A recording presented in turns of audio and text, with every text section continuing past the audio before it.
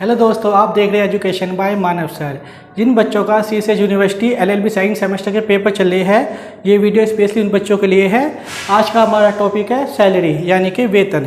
इससे पहले मैंने एक वीडियो बनाई थी सर्वोत्तम निर्णय के ऊपर, आप वो देख लेना, वो आपके पेपर में क्वेश्चन आ सकता है।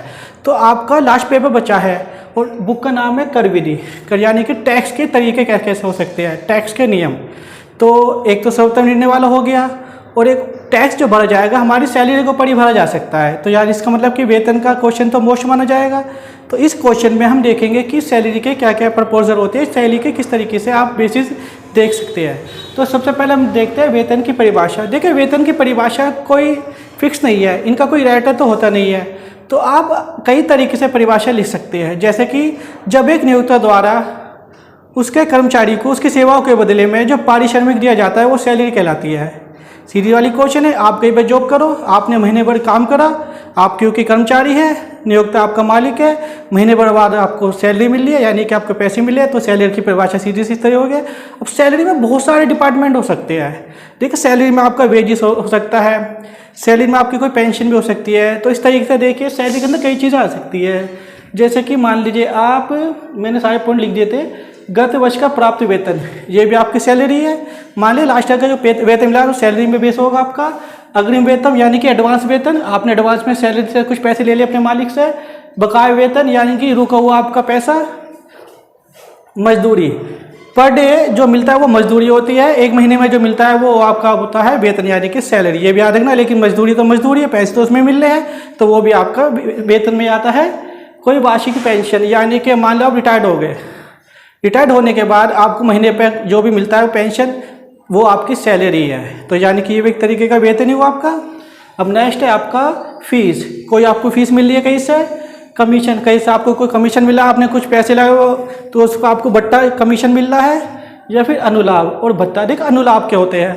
अनुलाभ का मतलब होता है कि जब एक कर्मचारी को उसकी सेवा को बदले में सैलरी तो मिलती है, लेकिन सैलरी के एक्स्ट्रा भी उसे कुछ फैसिलिटीज़ मिलती है। जैसे कि मान ले खाने पीने का, घूमने का, रहने का, या सुविधाएं बहुत सारी मिलती है, वो सब कहलाते हैं आपके अनुलाभ। तो अनुलाभ आते सैलरी में ही है, लेकिन अनुलाभ को सैलरी से अलग रख दिया जाता है, वो सैलरी में ऐड नहीं होते। आगे आपका भत्ता। देखिए, भत्ते कायदे में तो आपकी बुक में जो क्वेश्चन बैंक में दिया दो तरीके के बताए, लेकिन कायदे में तीन तरीके के भत्ते होते हैं। एक तो सरकारी कर्मचारी को भत्ता मिलता है, फैसिलिटीज मिलती है। एक होता है गैर सरकारी कर्मचारी यानी कि प्राइवेट कर्मचारी मान लीजिए। एक होता है आंशिक भत्ते जो सबको ही मिलते हैं। जो बच्चों ने बीकॉम करी है, तो बीकॉम सेकंड ईयर है, उसमें आपका इनकम टैक्स की बुक है, उसमें आपका सैलरी का पूरा बायोडाटा है, पूरा टैक्स बुक ही है। तो वहाँ पे आप देखेंगे आपको तीन भत्ते बताए गए हैं, लेकिन आप वही पढ़िए जो आपके क्वेश्चन बैंक में दे रखे हैं। ठीक है जी। तो यहाँ पे आपके भत्ते बता दिए गए हैं। भत्तों को दो भागों में बांट दिया जाता है, मैं आपको बताया है। अब देखिए बोनस, बोनस भी वही होता है, सैलरी से एक्स्ट्रा आपको कुछ बोनस मिल रहा है, एक्स्ट्रा आपने एक्स्ट्रा काम करा है तो बोनस हो गया एक तरीके का। या आपको मान लीजिए दिवाली पे या किसी त्यौहार पे आपको पैसे मिलते हैं, वो बोनस होते हैं, लेकिन वो सैलरी से अलग होते हैं, लेकिन कायदे में वो सैलरी के हिसाब से ही मिलते हैं। आगे चलते हैं। वेतन में स्वीकार्य कटौतियाँ, एक तो होते हैं वैधानिक कटौती 16(1) के अनुसार, धारा याद रखिएगा। एक आपका मनोरंजन भत्ता। मनोरंजन भत्ता दो तरीके से बांटा जाएगा।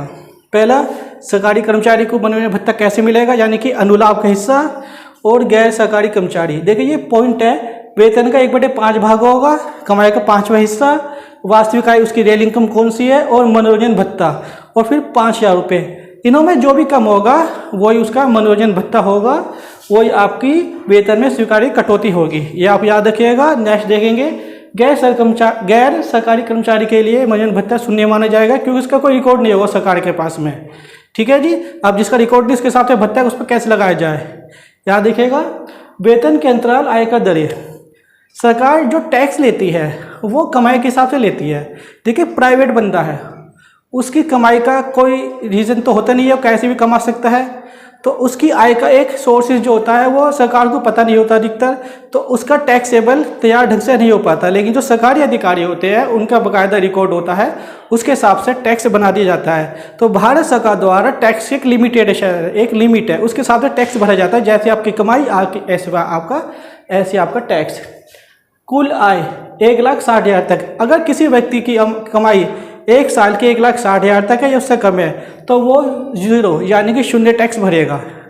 ठीक है जी। उस पर कोई भी इनकम टैक्स का छापा नहीं पड़ेगा, उस पर कोई भी ऐसा कुछ का रिकॉर्ड नहीं बनेगा। आगे देखेंगे 1,60,000 से लेकर 3 लाख तक है। मान लो 3 लाख तक कमाई करता है तो उस पर 10% के हिसाब से टैक्स दिया जाता है।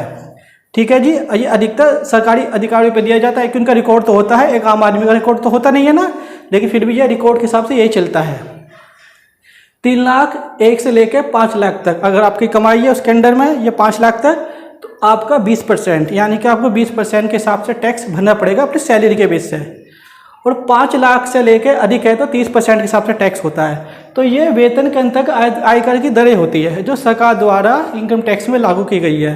अब एक चीज़ देखिए, जो शिक्षा कर होता है उस पर 2% का टैक्स होता है, और उच्च शिक्षा कोई आप हाई लेवल की पढ़ाई कर दिया तो 1% एक्स्ट्रा टैक्स बढ़ा दिया जाता है। तो ये जितने भी बेसिस है ये सब सैलरी के हिसाब से बनते हैं। जब आप पेपर दें तो आपको कुछ चीज़ याद रखनी है। पहले आप लिखना वेतन की परिभाषा, उसके बाद देखिए ये वाले पॉइंट। धारा 4 के अनुसार वेतन को कैसे बांटा गया है। हर आदमी का कोई सोर्स तो होता है, कई तरीके से कमाई होती है, तो उस कमाई के सोर्स के होते हैं। तो वेतन को ना 5 तरीके से बांटा है आपके क्वेश्चन बैंक के हिसाब से।